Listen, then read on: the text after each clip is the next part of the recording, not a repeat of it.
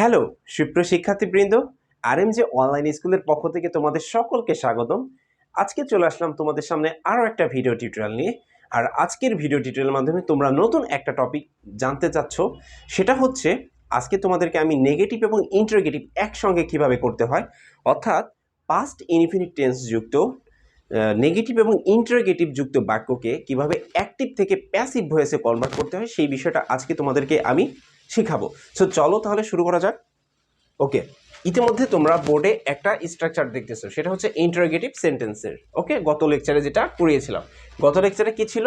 Was, were plus objective subjective form plus মূল ভার্বের past participle plus by plus সাবজেক্টের objective form. আজকে যেহেতু আমরা ইন্টারোগেটিভের সাথে আরও একটা নতুন বিষয় অ্যাড করতেছি, সেটা হচ্ছে নট, তাই না? সো নটটা যদি করি তখন কি হয়ে যাবে? নেগেটিভ হয়ে যাবে, তাই না? ওকে, সো আমরা তাহলে এটার একটা নাম দেই ইন্টারোগেটিভ প্লাস নেগেটিভ একসঙ্গে করব, তাই না? যদি নেগেটিভ করতে চাই সেক্ষেত্রে কি করতে হয় দেখো, যদি নেগেটিভ করতে চাই একটা নট এক্সট্রা আমাদেরকে দিয়ে দিতে হবে। সেক্ষেত্রে কোথায় নটটা দিব দেখো, হ্যাঁ, was plus were, was or ওয়ারের পরে একটা নট আমরা দিয়ে দিব, ঠিক আছে?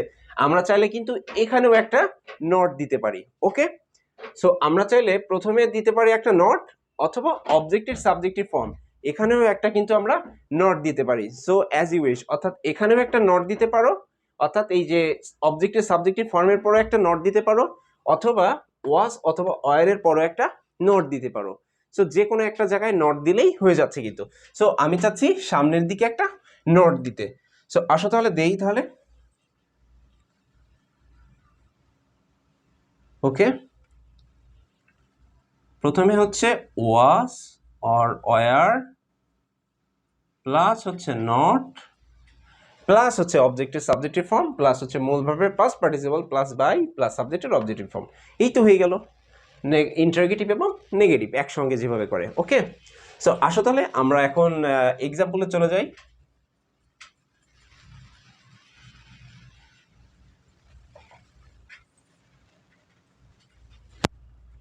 হ্যাঁ, সো আমি একটা এক্সাম্পল দিচ্ছি।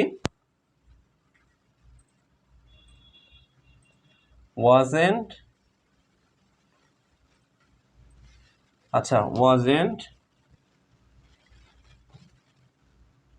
আচ্ছা দাঁড়াও, অ্যাক্টিভ যেহেতু আমরা নিব সেই ক্ষেত্রে আমরা আগে অ্যাক্টিভের একটা বাক্য তুলে নিই, ঠিক আছে? So didn't she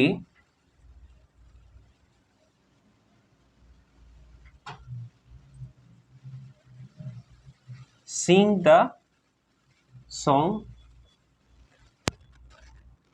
didn't she sing the song মানে কি? মানে হচ্ছে সে কি গানটি গেয়েছিল না। সো এটাকে আমরা তাহলে যদি প্যাসিভ করতে চাই, সো সেই ক্ষেত্রে কি হবে দেখে নাও। ওকে, প্যাসিভ ভয়েস করতে হলে আমাদেরকে যেই কাজটা করতে হবে, প্রথমে হচ্ছে ওয়াজ অথবা ওয়ার, এরপরে নট, তারপর হচ্ছে অবজেক্টের সাবজেক্টিভ ফর্ম। সো আমরা প্রথমে কি করব? অবজেক্টের সাবজেক্টিভ ফর্মটাকে ডিটেক্ট করে নিব আগে। কেন করব? কারণ হচ্ছে অক্সিলারি ভার্বগুলো কিন্তু অবজেক্টের সাবজেক্টিভ ফর্মের উপরই ডিপেন্ড করে। সো তুমি যদি জানতেই না পারলে যে অবজেক্টের সাবজেক্টিভ ফর্ম কি, সেক্ষেত্রে কিন্তু অক্সিলারি ভার্বটা কিন্তু ভুল হয়ে যাবে, তাই না? সো আসো তাহলে একটু ডিটেক্ট করে নিই। দি সংটা হচ্ছে কি? অবজেক্ট, তাই না? সো দি সং এর সাবজেক্টিভ ফর্ম কি? দি সংই, তাই না? এখন বলো তো দি সং মানে কি? গানটি, অর্থাৎ একটি গান। তাহলে এটা কি হবে? এটা হচ্ছে third person singular number. So third person যদি সিঙ্গুলার নাম্বার হয় সেক্ষেত্রে কি হয়? ওয়াস নাকি ওয়ার? সেক্ষেত্রে ওয়াস হয়, তাই না? ওকে, তাহলে আসো তাহলে আমরা বসাই। সো প্রথমে ওয়াস, এরপরে হচ্ছে নট। দেখো তো ওয়াস নটকে একসঙ্গে আবার কি বলা হয়? ওয়াজেন্ট, ঠিক আছে? সো দাও তাহলে wasn't, হ্যাঁ, তারপরে কি হবে? দি সং, হ্যাঁ, was not দিলাম, তারপর হচ্ছে অবজেক্টের সাবজেক্টিভ ফর্ম দিলাম দি সং, তারপর হচ্ছে মূল ভার্বের পাস্ট পার্টিসিপল। মূল ভার্ব কোনটা ছিল? এই যে সিং, এটা হচ্ছে লেম্বি মূল ভার্ব। তার মানে কি হয়ে যাবে? সাং।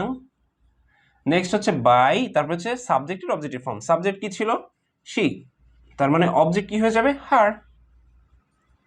এই তো হয়ে গেল। wasn't the song sung by her, অর্থাৎ গানটি কি তার দ্বারা গাওয়া হয়নি? ওকে, সো আশা করি সুপ্রিয় শিক্ষার্থীবৃন্দ তোমরা এক্সাম্পল 1টা বুঝে নিয়েছো। এবার হচ্ছে আমি এক্সাম্পল 2 দিচ্ছি।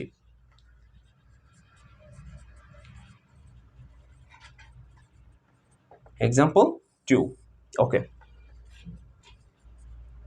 অ্যাক্টিভ ভয়েসটা তাহলে দেখে নাও কি হবে তাহলে এক্ষেত্রে।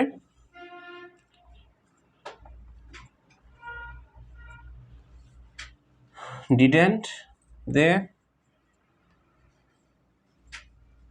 Help me.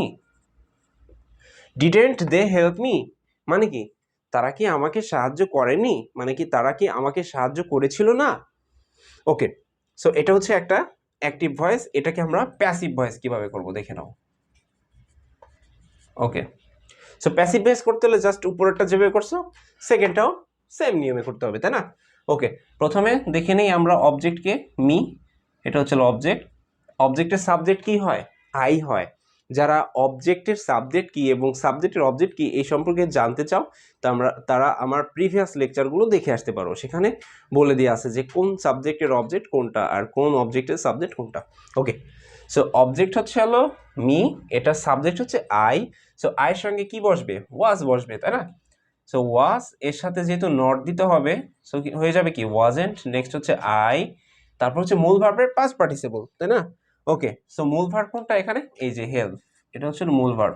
So past participle হলে কি হয়ে যায়, হেল্পড। তারপর হচ্ছে বাই, তারপর হচ্ছে সাবজেক্টের অবজেক্টিভ ফর্ম। সাবজেক্ট কে ছিল, সাবজেক্ট ছিল দে, এটার অবজেক্টিভ ফর্ম কি হবে them. Okay, wasn't I helped by them. Okay, এবার আরো একটা এক্সাম্পল দেখে নাও তোমরা। হ্যাঁ, এক্সাম্পল 3টা দেখে নাও। Active,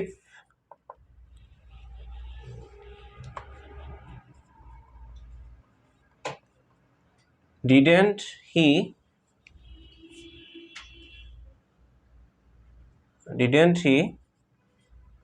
do the work। সে কি কাজটি করিয়াছিল না, বা সে কি কাজটি করেছিল না। সো এটাকে যদি আমরা প্যাসিভ করতে চাই সেক্ষেত্রে কি করতে হবে দেখে নাও তাহলে।